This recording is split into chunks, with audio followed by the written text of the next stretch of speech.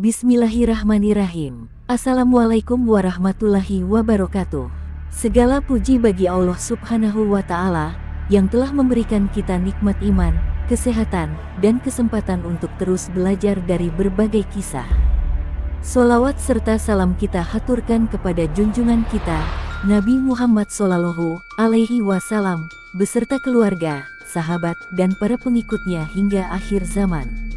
Pada kesempatan kali ini, mari kita simak sebuah cerita penuh hikmah, sebuah kisah tentang tanggung jawab, keberanian, dan pengorbanan yang terjalin dalam suasana misteri. Meski ini hanyalah sebuah cerita, namun pesan-pesan yang terkandung di dalamnya dapat kita jadikan renungan untuk kehidupan sehari-hari. Karena sejatinya, Islam mengajarkan kita untuk selalu bertanggung jawab atas apa yang kita lakukan dan siap memperbaiki kesalahan demi kebaikan bersama. Malam itu angin bertiup dingin di desa Karangjati. Ardi duduk di depan tungku api, ditemani kakeknya yang tengah mengisap rokok linting. Suara jangkrik yang nyaring mendominasi keheningan malam, tetapi mata Ardi tetap terfokus pada kakeknya yang mulai bercerita. "Kau pernah dengar tentang pasar setan, Di?" tanya kakeknya sambil mengembuskan asap rokok. Pertanyaan itu langsung menarik perhatian Ardi. Ia mendengar desas-desus dari penduduk desa, tetapi tak pernah menganggapnya serius. "Pasar setan, bukankah itu hanya cerita untuk menakut-nakuti anak kecil, Kek?" jawab Ardi santai. Namun, kakeknya hanya tersenyum tipis, seolah menyimpan rahasia besar. "Ini bukan cerita main-main," lanjut sang kakek, suaranya bergetar seolah mengenang sesuatu yang kelam. "Pasar itu hanya muncul di malam Jumat Kliwon. Banyak yang tersesat ke sana, tapi sedikit yang kembali dengan selamat. Mereka yang kembali sering membawa kutukan atau menjadi gila." Ardi menelan ludah. Cara kakeknya berbicara terasa berbeda kali ini, seolah ada kebenaran yang tak bisa ia sangkal. "Apa yang mereka jual di sana?" tanya Ardi, kini mulai penasaran. Kakeknya menatapnya tajam, lalu menjawab, "Segala hal yang kau inginkan. Tapi ingat, harga yang harus kau bayar bukan uang biasa." Ardi tertawa kecil, mencoba mengusir ketegangan. Kakek hanya bercanda, kan?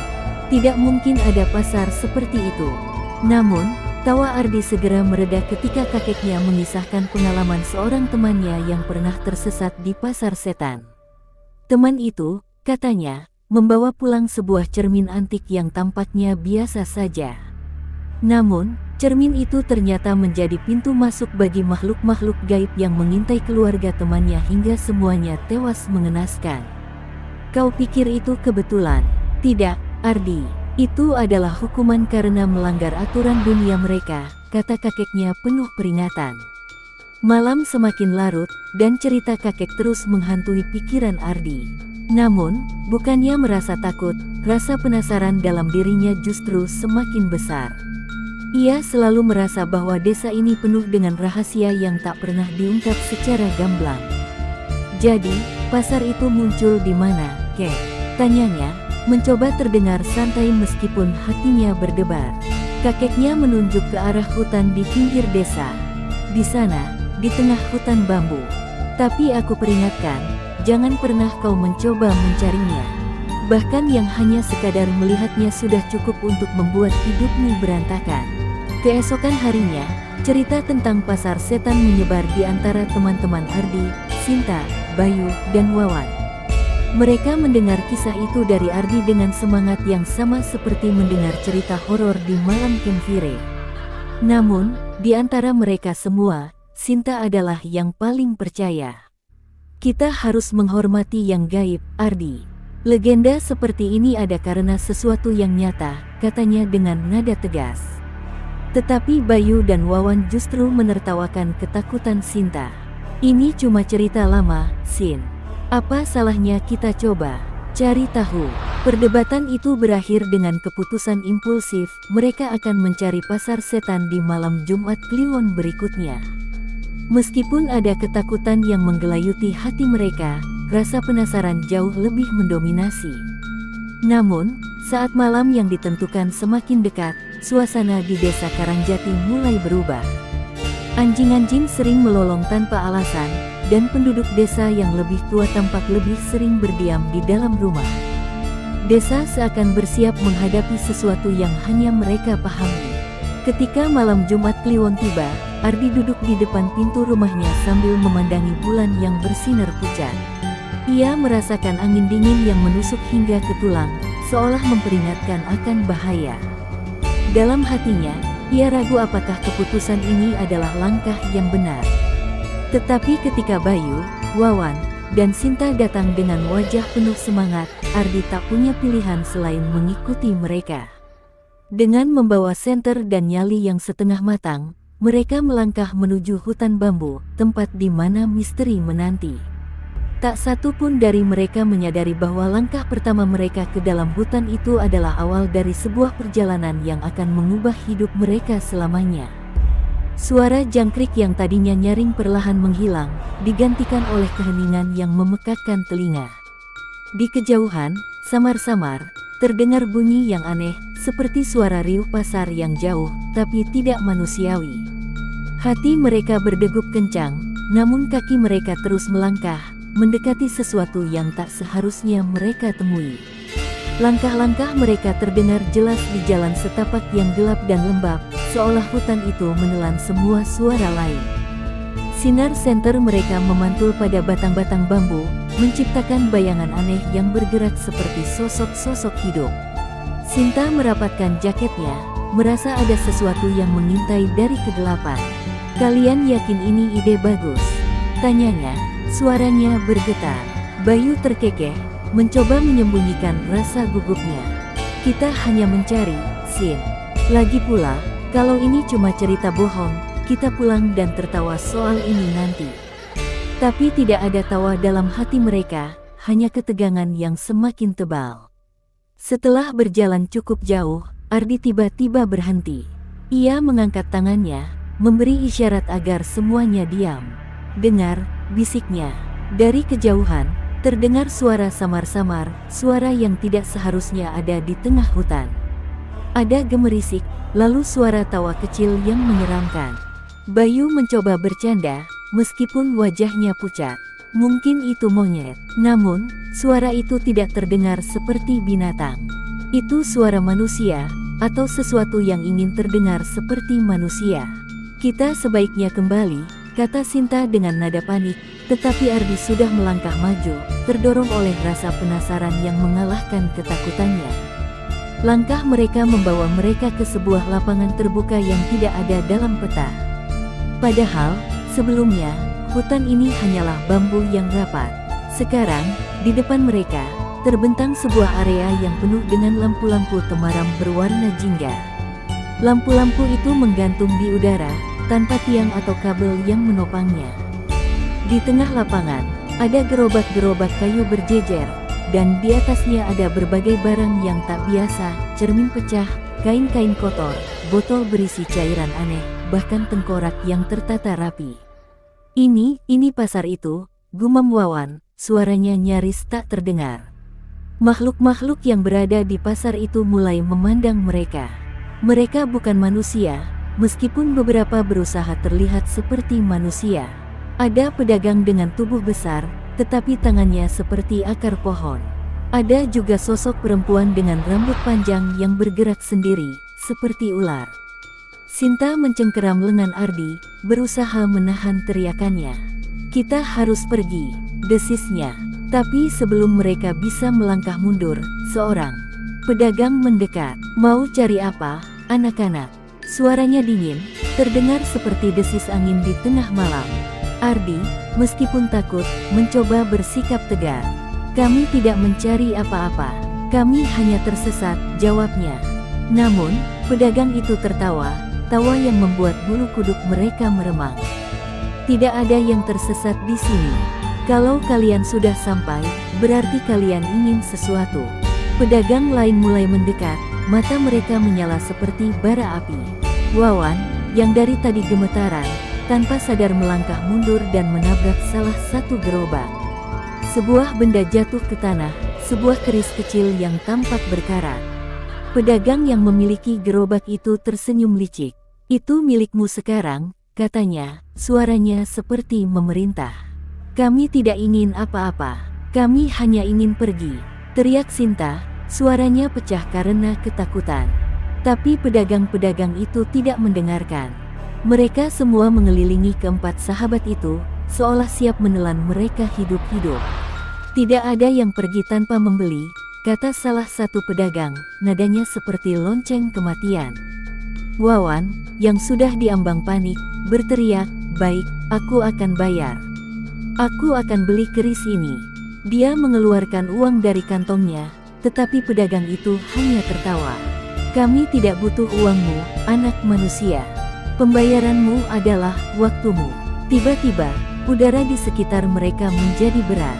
Sinta merasa sulit bernapas, Bayu merasa lututnya lemas, dan Ardi mendengar bisikan-bisikan yang memanggil namanya. Mereka mencoba melarikan diri, tetapi setiap jalan keluar berubah menjadi kabut tebal. Kalian telah memilih, kata pedagang itu dengan suara yang menggema. Tiba-tiba, pasar itu menghilang begitu saja, bersama dengan makhluk-makhluknya. Keempat sahabat itu berdiri di tengah hutan, sendirian, tetapi perasaan dingin dan mencekam masih menyelimuti mereka. Ini semua salah kita, bisik Sinta, air matanya mengalir deras. Ardi mencoba menenangkan dirinya, tetapi ia tahu dalam hati bahwa apa yang baru saja terjadi bukan mimpi atau ilusi. Mereka telah masuk ke dunia yang tidak seharusnya mereka masuki. Dan meskipun pasar itu hilang, sesuatu telah mengikuti mereka keluar dari sana. Sesuatu yang tidak akan membiarkan mereka pergi begitu saja.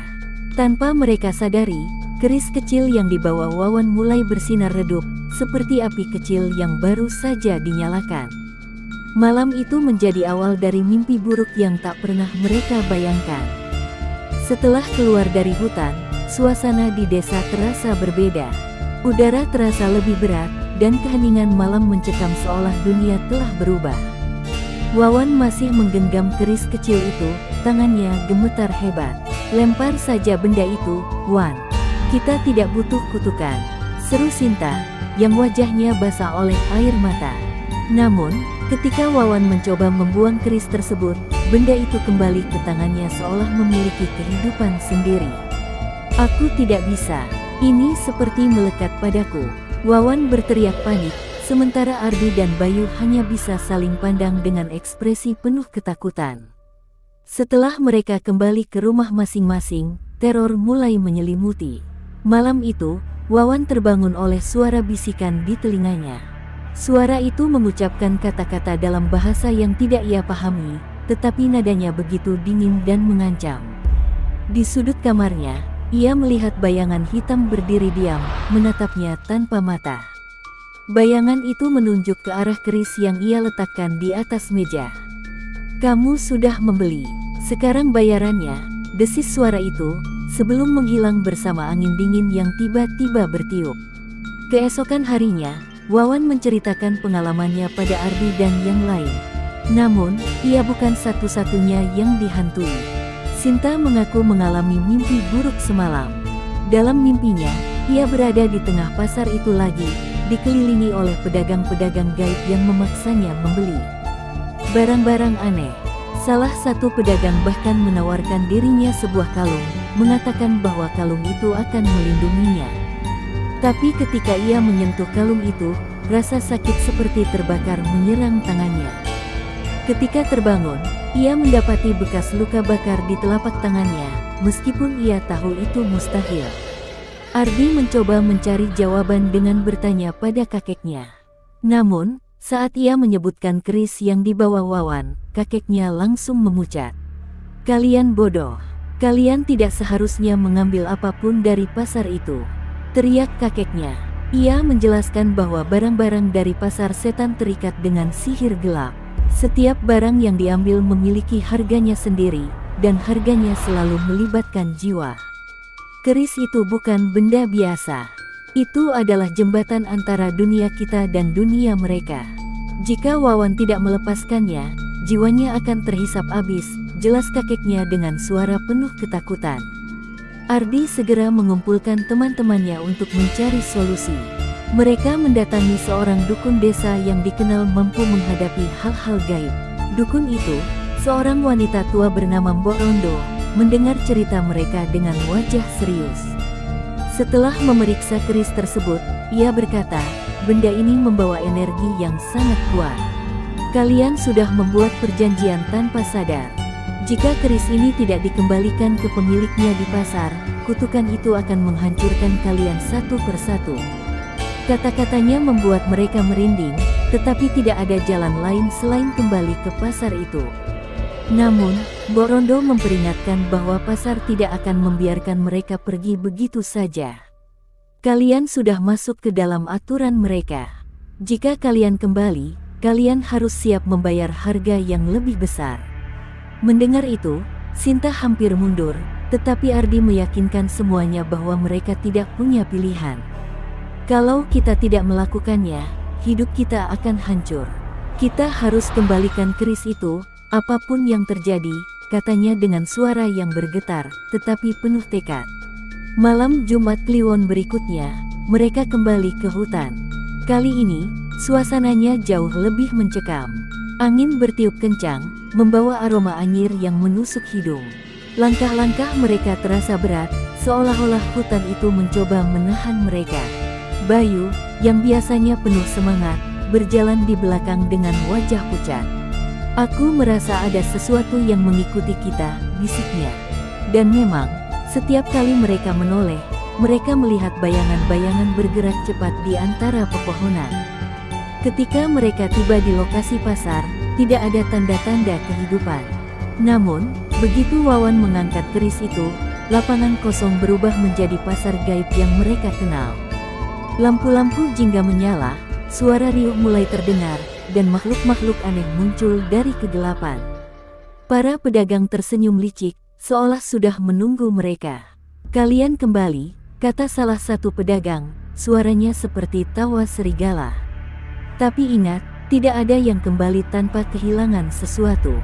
Dengan hati yang dipenuhi ketakutan, mereka melangkah masuk ke pasar, membawa keris yang akan menentukan nasib mereka.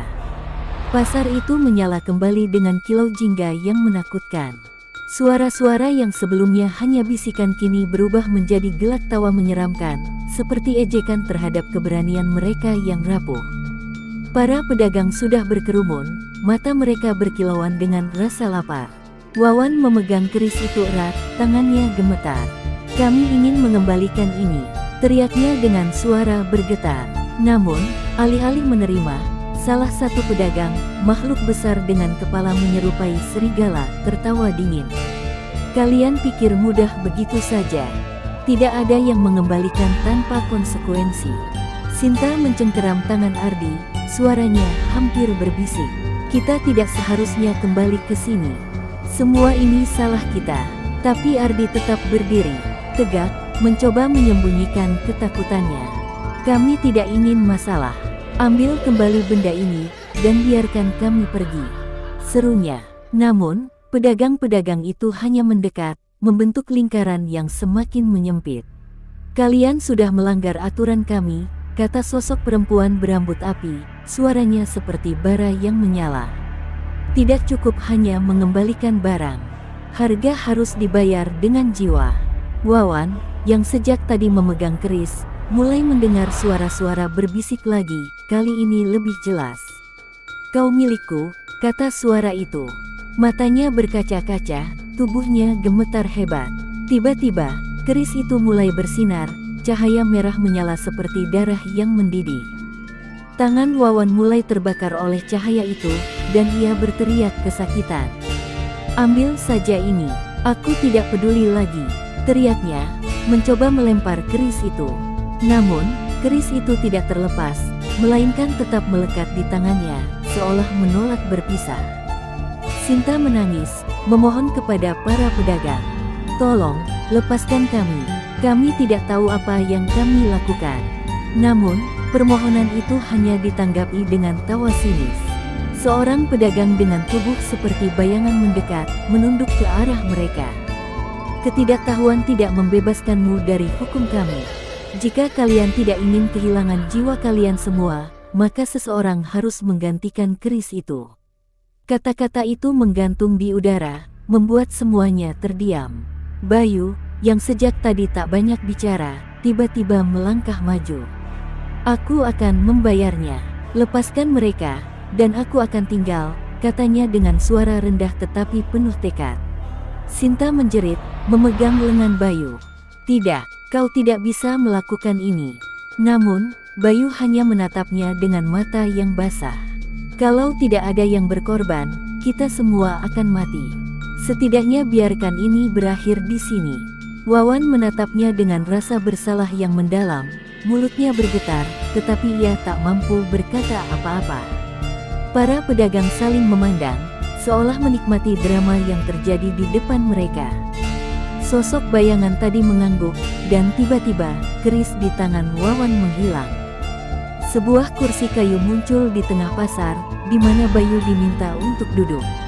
"Kau memilih takdirmu dengan bijak," kata salah satu pedagang dengan nada puas. Ketika Bayu duduk, tubuhnya mulai diselimuti oleh bayangan gelap, perlahan-lahan menghilang ke dalam kegelapan. "Jaga dirimu," bisiknya kepada teman-temannya sebelum sosoknya lenyap sepenuhnya. Pasar itu mulai memudar perlahan, bersama dengan cahaya dan makhluk-makhluk di dalamnya.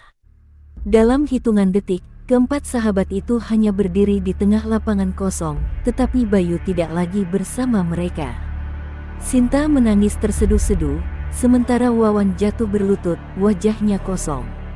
Ardi memandang ke sekitar, berharap keajaiban akan mengembalikan Bayu, tetapi tidak ada yang terjadi. Hanya ada keheningan yang membungkus mereka. Ketika mereka kembali ke desa, semuanya terasa berbeda. Meski kutukan telah berlalu, kehilangan Bayu meninggalkan luka yang tak akan pernah sembuh. Wawan terus dihantui rasa bersalah, sementara Sinta tak pernah berhenti menyalahkan Ardi karena memulai semua ini. Namun, Ardi tahu dalam hatinya bahwa pasar itu tidak pernah benar-benar selesai.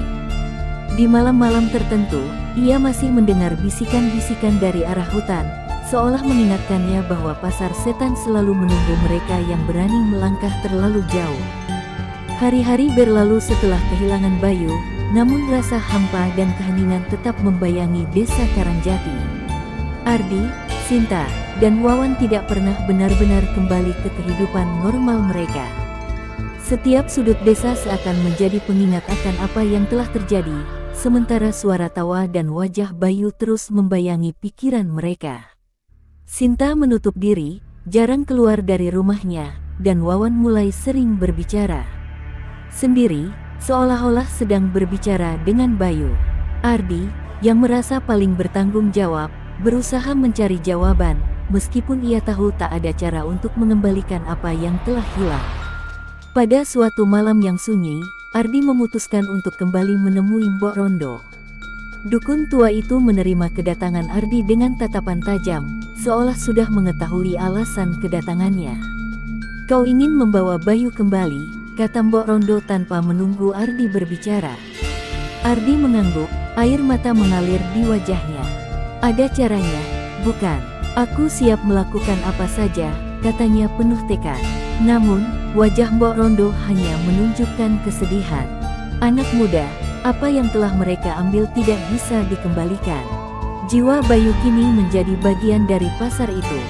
Jika kau ingin mengambilnya kembali, kau harus menggantikannya. Itu hukum yang tak bisa dilanggar." Ardi terguncang, tapi ia tidak mundur. "Kalau itu harga yang harus dibayar, aku akan melakukannya. Bayu tidak seharusnya mengorbankan dirinya. Ini semua salahku," katanya dengan suara yang bergetar. Mbok Rondo memandangnya lama sebelum akhirnya menghela napas berat. "Jika kau benar-benar memilih jalan ini, ingatlah bahwa tidak akan ada jalan kembali. Pasar akan mengambilmu, dan dunia ini akan melupakanmu. Bahkan teman-temanmu tidak akan mengingatmu." Kata-kata itu seperti duri yang menusuk hati Ardi, tapi ia tahu bahwa hidup dengan rasa bersalah jauh lebih menyakitkan daripada dilupakan. Dengan tekad bulat, Ardi memutuskan untuk kembali ke pasar itu seorang diri. Ia tidak memberitahu Sinta maupun Wawan, karena ia tahu mereka tidak akan membiarkannya pergi. Malam Jumat Kliwon berikutnya, ia berjalan ke arah hutan dengan langkah berat. Hutan bambu yang gelap tampak lebih menyeramkan daripada sebelumnya. Suara gemerisik daun dan bisikan angin membuat bulu kuduknya berdiri. Namun, Ardi terus melangkah, memanggil keberaniannya yang tersisa. "Aku datang untuk membayar," katanya dengan suara lantang, meskipun tangannya gemetar hebat. Pasar itu kembali muncul dengan sendirinya, lebih gelap dan lebih menyeramkan dibanding sebelumnya. Kali ini, tidak ada tawa atau suara riuh. Para pedagang hanya menatapnya dengan mata penuh keserakahan. "Kau kembali?" tanya sosok bayangan besar yang pernah berbicara dengan mereka sebelumnya. Ardi mengangguk. "Aku datang untuk menggantikan Bayu. Ambil aku, dan lepaskan dia." Para pedagang saling pandang, sebelum salah satu dari mereka, sosok perempuan berambut api, tersenyum lebar. "Kau memiliki keberanian yang jarang terlihat. Tapi kau tahu, keputusan ini berarti kau tidak akan pernah kembali, bukan?" "Aku tahu," jawab Ardi tegas. "Lakukan apapun yang kalian mau, asalkan Bayu bebas." Para pedagang mendekat, dan bayangan-bayangan gelap mulai melilit tubuh Ardi. Ia merasakan rasa sakit yang luar biasa, seolah-olah tubuhnya dihancurkan sedikit demi sedikit. Namun, ia tidak berteriak. Dalam hatinya, ia hanya berharap bahwa Bayu benar-benar akan dibebaskan. Ketika bayangan itu sepenuhnya menelan tubuhnya, pasar itu mulai bergetar, dan sosok Bayu tiba-tiba muncul di tengah lapangan, tergeletak tak sadarkan diri. Namun, sebelum Ardi benar-benar lenyap, ia mendengar suara bisikan yang dingin. "Kau mungkin berpikir ini adalah akhir, tetapi ini hanyalah awal dari takdirmu di dunia kami." Pasar itu perlahan menghilang, membawa Ardi bersamanya. Bayu terbangun beberapa saat kemudian, bingung dan ketakutan. Ia berjalan keluar dari hutan tanpa ingatan tentang apa yang telah terjadi, hanya menyadari bahwa ia telah kembali ke desa. Sinta dan Wawan menyambutnya dengan pelukan penuh air mata, tetapi mereka tidak menyebut nama Ardi. Bagi mereka, Ardi tidak pernah ada. Desa Karangjati kembali tenang, tetapi malam-malam tertentu, Sinta merasa ada sesuatu yang mengawasinya dari hutan. Sebuah suara samar kadang memanggil namanya. Suara yang sangat ia kenal tetapi tak bisa ia tempatkan. Bayu, meskipun selamat, sering bermimpi tentang pasar itu, seolah jiwanya masih memiliki koneksi dengan dunia gaib tersebut. Dan di tengah-tengah semua itu, sosok Ardi terus tersesat di dunia pasar gaib, menjadi bagian dari legenda yang ia coba pecahkan. Pasar setan tetap ada, menunggu mereka yang cukup berani atau cukup bodoh untuk datang mencari apa yang tidak seharusnya dicari. Semoga kisah ini menjadi bahan pelajaran dan motivasi untuk kita semua. Wabillahi taufik wal hidayah. Wassalamualaikum warahmatullahi wabarakatuh.